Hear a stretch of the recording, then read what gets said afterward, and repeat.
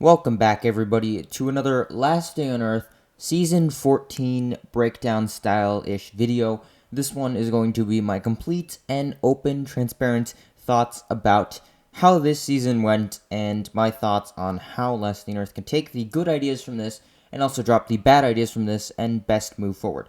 Obviously, we're going to include this first part of the season, the stuff that we've gotten so far. ldoe has teased somewhat of a new update coming before the season ends. I'm not going to include that for this breakdown. That would seem a little bit unfair, but I will definitely go into my complete and honest thoughts about whatever comes in that update.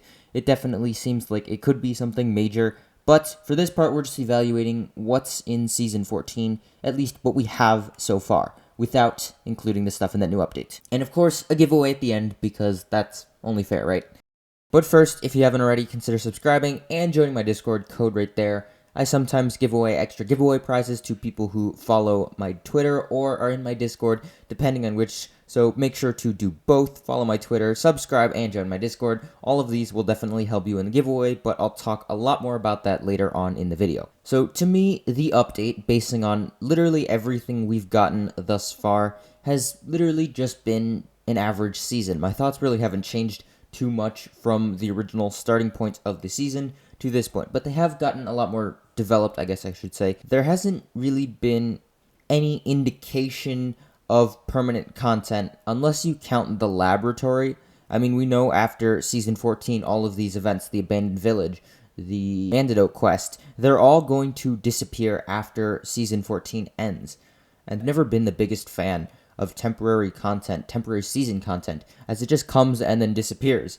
For Season 14, it feels like they've taken a step back from the past two updates. Season 13 had the port and the boat and all of those new zones that come with that, and then the past update, which really wasn't a season, but it was still an update, had PvP, apartments, bonds, all of that stuff, which is permanent additions to the game.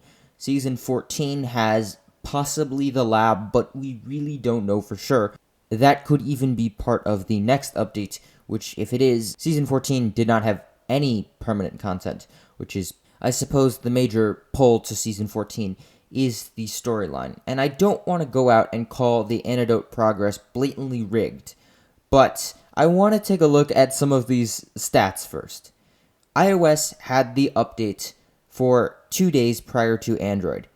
In that time, the Antidote progress moved 33% in those 2 days. So that's very important to keep in mind. This is the pace of just iOS players. It took another 5 days to move another 33%. And this is once Android got their updates. So what's weird about this to me is once Android would get the update, I'd assume the Antidote progress would move even faster because more players have the update. More players are playing, more players are collecting points. But instead, it does the opposite. More players have the update, and the progress bar slows down. Also, the most recent part, the underground caves part in the Abandoned Village, seemingly dropped at exactly 12 a.m. GMT, something that Last Day on Earth has been known to schedule stuff for, especially concerning the season week 1, 2, 3 stuff. I don't want to go out and blatantly call the Antidote progress rigged, but I also can't ignore these very obvious coincidences that make me feel like the Antidote progress is preset. And I suppose my main issue with that is, why would I grind the points, aside from these couple of rewards, if I know that the progress bar is even going to move up? Say the bar is at 65% like it was for 7 hours, why would I just be desperately killing zombies when I know that that bar is going to move up at a preset time? It just kind of kills that motivation for me, because I would have definitely, if I knew the bar was at 65% and I knew that it was up to the amount of points players did end up collecting, I would go out and kill a bunch of zombies because I want to move that bar. I want to unlock that new event. I don't want to wait till 12 a.m. GMT. I just want to do it right then and there. And I suppose that moves into my second major point. There has been zero distinction between the weeks of Season 14.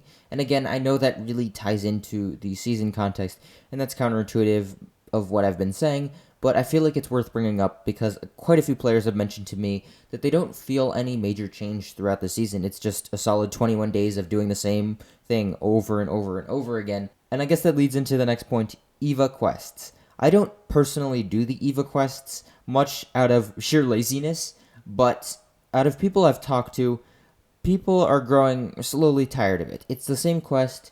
You have to wait till the events reset, you do them, and you can only do them so many times within a specific period. I mean, I suppose there's deliveries which helps you grind to the season pass. Some people were worrying they won't even be able to finish the season pass in time because this EVA quest thing has been so slow. Again, personally, I don't have too much experience in that department, but I feel it's worth reiterating because quite a few people have raised this concern that these quests are, one, dull, but also, two, reset on a very, very slow time, which is very difficult for them to even just sit down and grind points. Lastly, I get that the Genesis Station stuff that LDE has been doing with the past few seasons is very storyline heavy and storyline based, but I still have no reason to care about the Genesis Corporation stuff, aside from permanent content coming to the game. That's it. I mean, I suppose the boat and the lab, but I honestly couldn't care less if they dropped the Citizen K Genesis Corporation storyline content in the next update and never brought it up again. It really wouldn't concern me, although I'd be kind of confused why they spent all this build up and then nothing ever happened. But I still don't really have a reason to care about their storyline. I mean, I suppose the lab, but is the lab the root of the cause for the infection and the reason why something in the game is the way it is, the zombie apocalypse, or the reason why the creator stuff is so separated, or something like that? I feel like if they're going to stress the Genesis Corporation over so many months, there needs to be some giant payoff at the very end. Right now, I don't have too much of an indication that something major comes out of the Genesis Corporation stuff. It's just, woo, they bring permanent content. I suppose that's it. That's the only reason why I should care.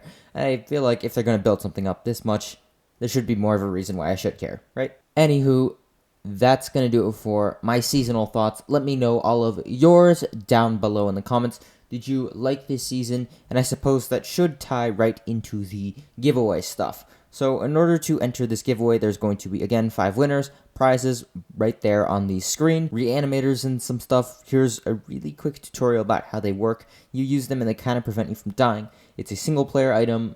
Didn't really think it needed a whole video in and of itself, but they're kind of interesting to play around with just for a little bit. Shame you can't really use them in multiplayer. I would have definitely done some fun trolling with that. So to enter the giveaway, all you need to do, subscribe to this channel and leave a comment letting me know your seasonal thoughts down below. No need to list any specific words this time. Just tell me, did my points suck, or did I actually bring up something worthwhile, or something like that. I don't know. You can kind of decide, did you like the season, did you not? You can say any of that. Any of that will enter you in the comment giveaway, and in 2 days, I'm going to pick a winner, which will be announced on my story page in the community tab, so that's why you're going to need to be subscribed to see that. You must claim your prize within 24 hours, or prizes will be unclaimed, and I give unclaimed prizes to people who follow my Twitter, or people who are in my Discord, so go to both of those links right there, and yeah, that's going to do it for this video. Subscribe, giveaway, ZD out.